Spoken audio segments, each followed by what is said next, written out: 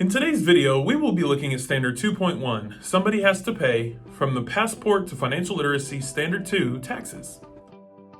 Taxes are government fees on business and individual income, activities, or products to support government programs and are the primary source of government income. People pay different types of taxes to support different levels of government, and each level of government provides different levels of goods and services. Some goods and services are provided by multiple taxes and multiple levels of government, while others are provided by a single tax and one level of government. The first thing we will look at are the different tax theories. The first is ability to pay. This tax theory states that people who can afford to pay taxes should pay more than those with a limited ability to pay. This theory is based solely on income and not what benefit a person actually receives from the goods or services those taxes provide.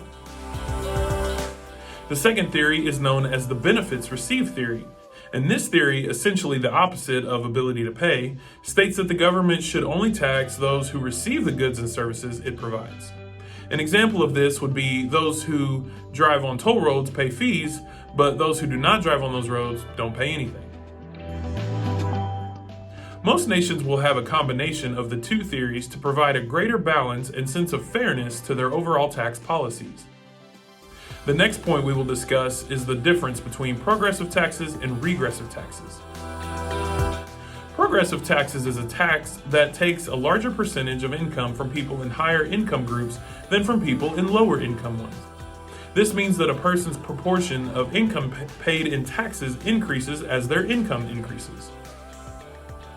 Regressive tax is a tax that takes a larger percentage of income from people in lower income groups than from higher income ones.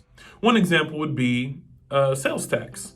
Sales tax is different from city to city or town to town, but within each city or town, everyone pays the same sales tax. This tax will take up more percentage of a lower income family than that of a higher income family, even though the dollar amount is the same. Overall, the tax system in the United States is progressive because the amount of money paid in income tax is higher than that of sales tax or other regressive taxes. Our final topic, goods and services, is another part of the issue faced when sorting out taxes and who pays them. The concept of a free rider is that of someone who benefits from the goods and services provided by the government, but does not pay toward providing them. The theory is that when people do not have to pay or only pay a small share for a good or a service, there is little incentive for them to control their demand for those goods or services.